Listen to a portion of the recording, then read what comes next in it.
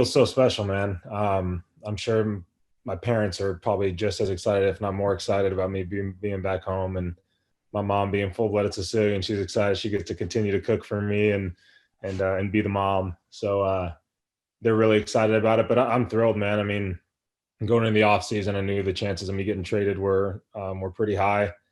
And I think ideally what I'm looking for is, a team that's going to compete and a team that will be contending for a playoff spot and for a World Series title every year. And it just so happens to be that, I'm sorry, guys, I got something on my screen. Hold on. It just so happens to be, my hometown. It makes it that much more special. And, the memories and the place where my dream of being a professional baseball player really started was in San Diego at Qualcomm and at Petco. So, to be back in my hometown representing the city that I grew up in and where all my dreams started, it's extremely special. Yeah, I did a little bit early on in the off season. When I saw that the Padres picked up Darvish and Snell, I kind of thought my chances had slimmed down quite a bit. I knew that the Pirates weren't going to give me up for just anything. It was going to be a pretty good package in return. So as those guys started rolling in, I thought my chances were getting less and less. And, the last little bit of hope hearing from guys like Clevenger about, them speaking good words about me to the front office guys with San Diego was giving me that last little bit of hope that there was still a chance.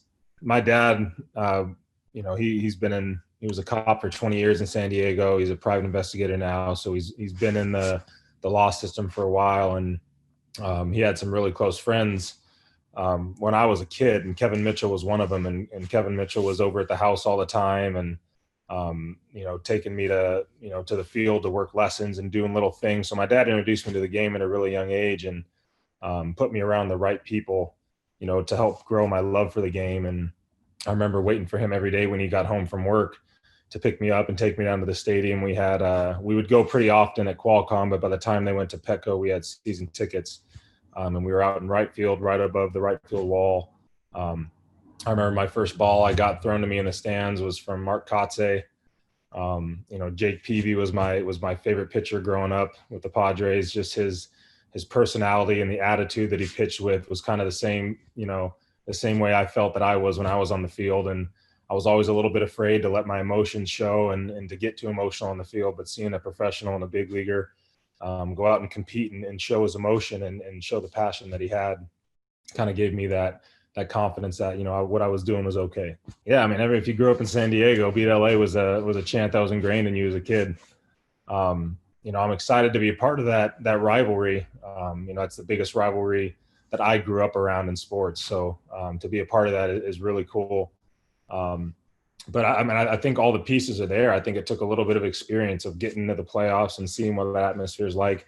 Granted, it was during the COVID season where there wasn't a full stadium, but just understanding what the leverage or what the what's the word I'm looking for, what the severity is of those games and the intensity that comes with it.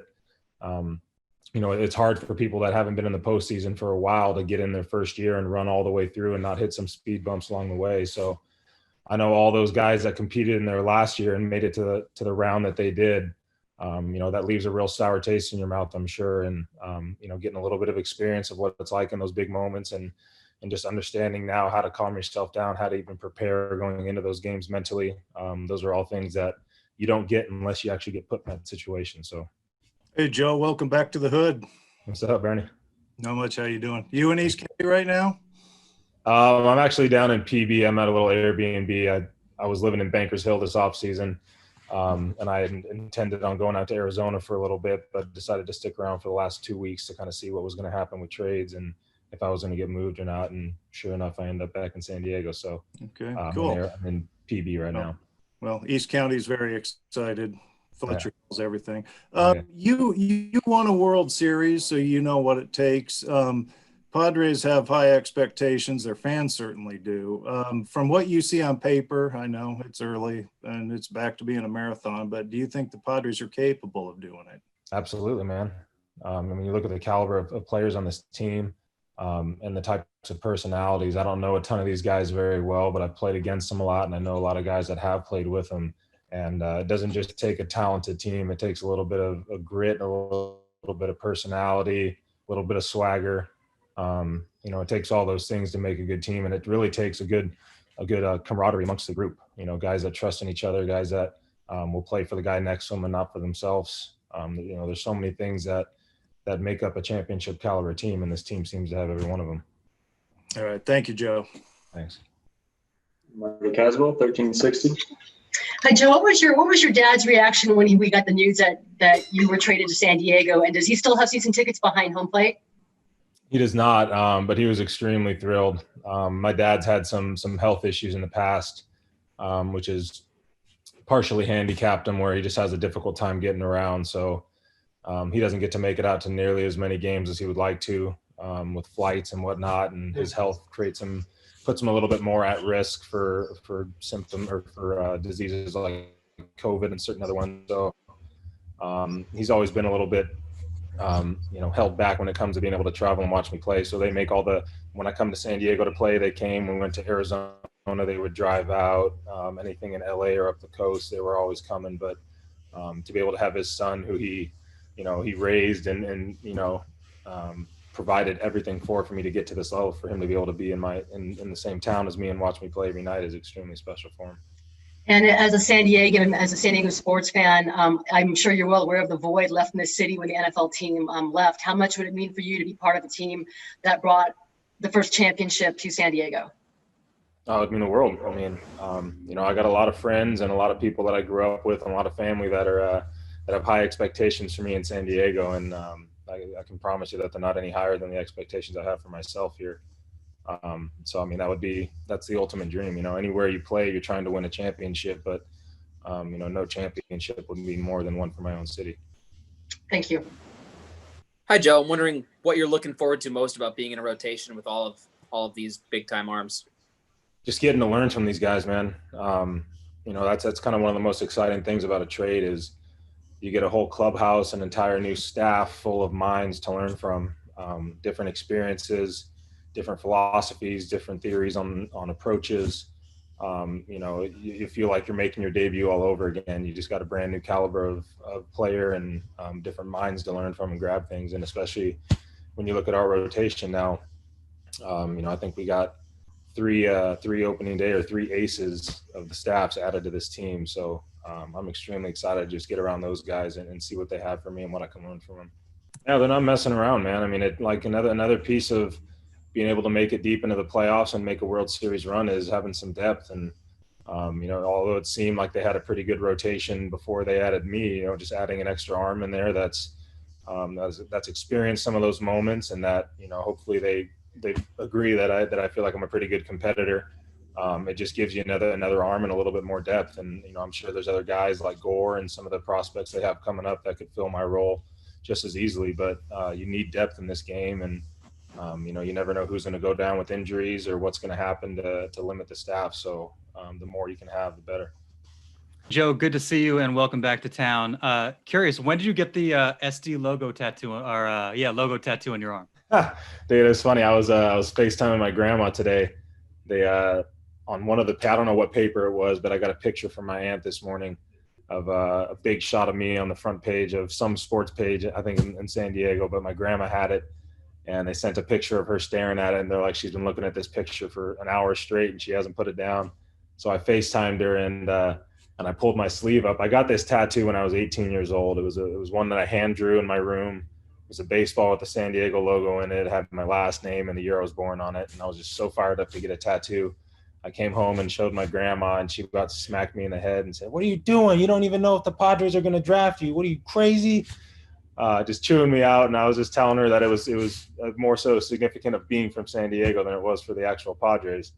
But I FaceTimed her today. I said, "Remember how stupid you made me feel when I got this in 18? I said, "I told you it'd play out."